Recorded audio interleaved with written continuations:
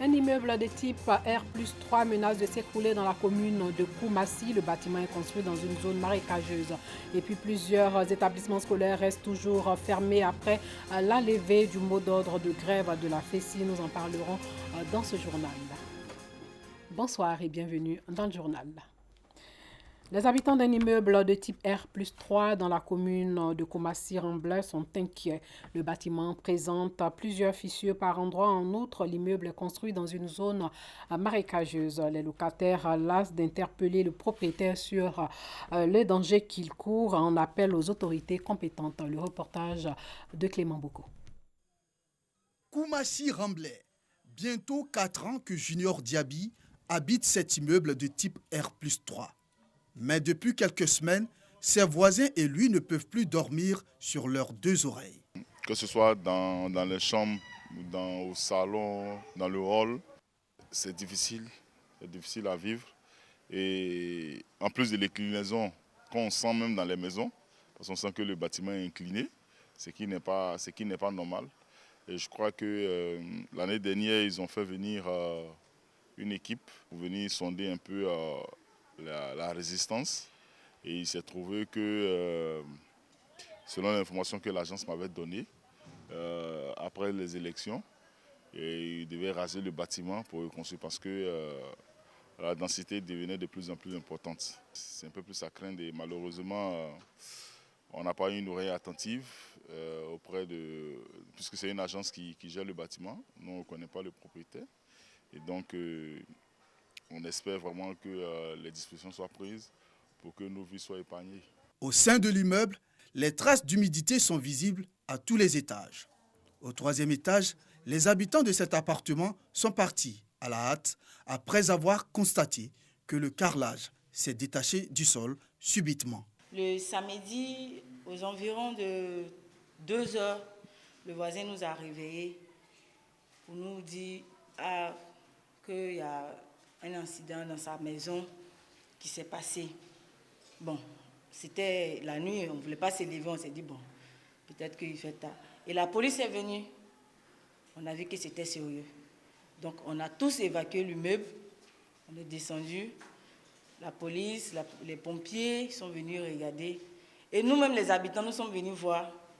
C'était choquant. Ils étaient obligés de quitter l'immeuble. Actuellement, on ne sait pas où ils sont logés. Les maisons au Remblai, on te parle de 13 mois de caution. 13 mois de caution, c'est pas normal. Donc on n'a nulle part où aller. On cherche des maisons, mais on ne trouve pas. Sur cette superficie, 2 immeubles jumelés. Chaque bâtiment présente des inclinaisons par endroits et cela a entraîné le départ de plusieurs locataires. En attendant que le propriétaire se décide à réhabiliter les immeubles, les résidents actuels appellent à l'aide pour qu'une solution soit trouvée à leur infortune. Parlons agriculture, c'est le lancement des activités de la Fédération des organisations professionnelles agricoles de producteurs de la filière EVA de Côte d'Ivoire. 18 chefs de secteur ont reçu des motos pour leur permettre d'être plus opérationnels sur le terrain. Jenny Bawatara. La Fédération des organisations professionnelles agricoles de producteurs de la filière EVA de Côte d'Ivoire se déploie sur le terrain. 18 responsables de secteur ont reçu des engins roulants pour leur permettre d'être efficaces et performants. Cette remise de matériel marque le lancement officiel des activités de la Fédération. Une action qui fait suite à l'atelier de planification de ces activités au titre de l'année 2021-2025. La cérémonie a réuni autorités administratives, municipal et partenaire de la filière et véhicole à Yamoussoukro. Il n'y a pas longtemps, nous nous sommes retrouvés à Grand Bassam pour un atelier de planification de nos activités. Nous avons identifié nos activités, nous les avons classées, nous avons hiérarchisé toutes ces activités-là. Et maintenant, nous sommes à la phase opérationnelle. Mais pour le faire, il fallait faire le renforcement des capacités opérationnelles de nos agents. Les autorités présentes à la cérémonie saluent l'initiative et exhortent les agents à s'approprier les enseignements reçus. Ils vont avoir une partition essentielle à jouer et ça requiert des compétences. Ce sont ces compétences-là qu'ils viennent de recevoir. Il faut donc qu'ils puissent mettre à profit ces compétences pour régler les problèmes qui vont se poser. L'objectif de cette formation, voilà, c'est de mobiliser les planteurs et les amener à les faire quitter dans cette souffrance. Lorsque le prix à Poumac est 300 par exemple, ils achètent à 120, 150. Merci à toutes ces autorités qui ont voulu organiser cette fédération, donner une opportunité aux jeunes d'avoir du boulot. Merci à l'État de Côte d'Ivoire. Les responsables de secteur ont reçu également des attestations de formation pour leur participation à l'atelier de renforcement des capacités en comptabilité simplifiée et management. La Fédération des organisations professionnelles agricoles de producteurs de la filière EVA de Côte d'Ivoire a été créée en mai 2019. La Côte d'Ivoire est le premier pays producteur africain de caoutchouc et le 7e mondial. À l'approche de l'échéance électorale, les guides religieux musulmans multiplient les prières pour la paix d'une tournée de sensibilisation dans plusieurs localités. L'étape d'Aboville a été immortalisée par nos reporters. Mosquée Soukoura d'Aboville, imam, guide religieux et fidèle de la région de la Niébitiassa, en pleine prière pour la paix en Côte d'Ivoire. Ils invoquent la clémence de Dieu Tout-Puissant pour l'apaisement des cœurs en cette période électorale. Une initiative de Cheikh Abdelaziz Sarba, président des associations tidjanites qui s'inscrit dans le cadre de la caravane de prière pour la cohésion et la paix. Par rapport à tous les événements qu'on a connus en Côte d'Ivoire, dès qu'on voit des signes, on prie pour que la paix règne en Côte d'Ivoire. C'est pour cela qu'on était dans plusieurs villes. Aujourd'hui, nous sommes à Goville. Pour cela, on a demandé à tous les guides qui sont dans les différents villages de se retrouver aux côtés de notre Cheikh Bari et puis Cheikh Danon pour qu'on prie ensemble. On a lu 3 fois le Coran pour prier Dieu pour que la paix règne en Côte d'Ivoire. L'étape d'Aboville bénéficie du soutien des autorités de la localité. Occasion pour la représentante du préfet d'appuyer le message du guide religieux, un message auquel adhèrent également les fidèles de ce département. La paix, nous n'allons pas la retrouver dans la rue cette fois-ci, mais c'est dans nos églises et dans nos mosquées qu'on va retrouver cette paix-là. Sans paix, il n'y a pas de quiétude. Les commerçants, l'école, l'administration, s'il n'y a pas de paix, tout ça, ça tombe à l'eau. Alors que ce n'est pas le souci, ce n'est pas le projet de l'administration que j'incarne aujourd'hui. Je voudrais vraiment dire merci à tous les musulmans qui nous ont reçus dans leur mosquée aujourd'hui. Quand il y a des prières comme ça, et nous, fidèles, nous ne pourrons que louer Dieu, nous ne pouvons que dire merci aux initiateurs, nous ne pouvons que dire merci à Dieu qui permet aux hommes de réfléchir que les prières de paix peuvent nous amener à la paix. Et franchement, nous sommes heureux aujourd'hui d'être là, d'être à la prière qui doit envoyer la paix en Côte d'Ivoire. Les 104 chapitres du Saint-Coran ont été lus 3 fois de suite, suivis d'invocations. Après Aboville, la caravane de prières de Cheikh Abdelaziz Sarba va sillonner les villes d'Abengrou et d'Anibilikro à l'est de la Côte d'Ivoire. L'objectif reste le même, inviter la communauté musulmane à prier pour la paix et la cohésion sociale, mais surtout pour une élection apaisée le 31 octobre prochain. Sachez que la saison 2020 du marathon est annulée en cause de la crise sanitaire liée à la maladie à coronavirus.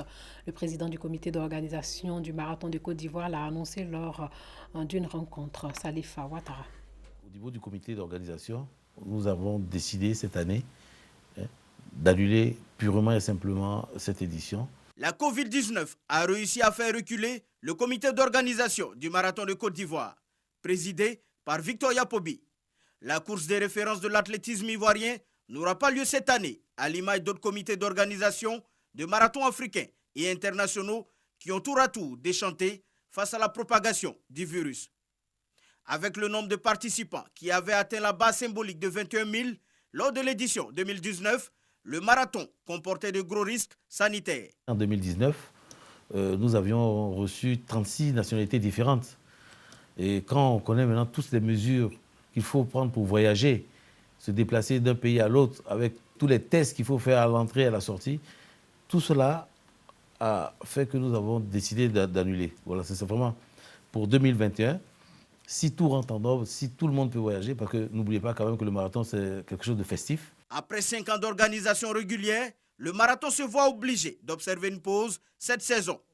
Victor Yapobi espère que le déconfinement du marathon de Côte d'Ivoire se fera l'année prochaine. Le club Sol FC a reçu un quart du premier magistrat de la commune d'Abobo. On en sait plus avec Patrick Dadier.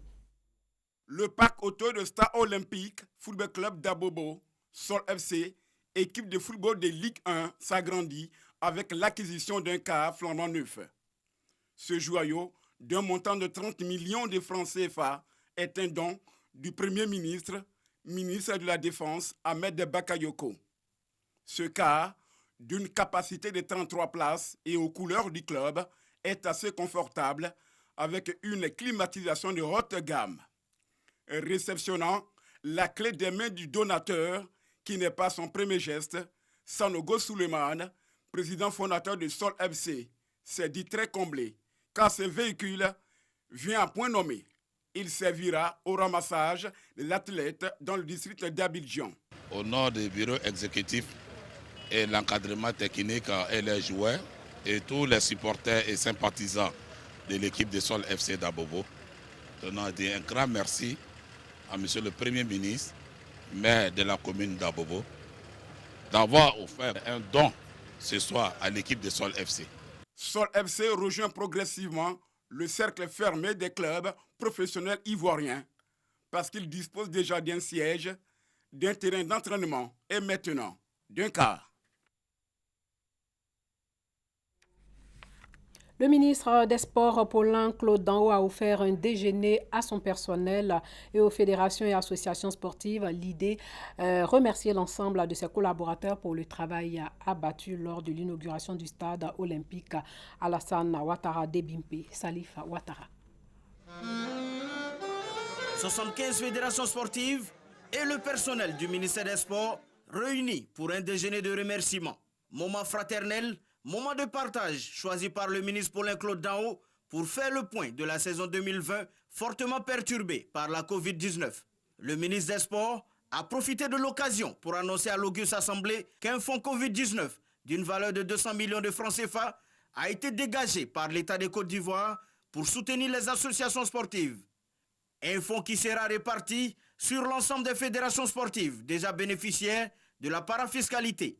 Plus de solidarité, plus de confiance dans les relations de travail.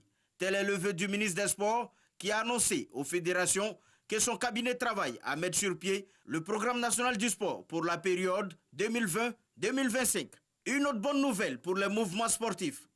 10 autres centres sportifs de proximité, en abrégé Agora, seront construits à l'image de l'Agora de Koumassi, grâce à une aide financière de la France, estimée à 17 milliards de francs CFA.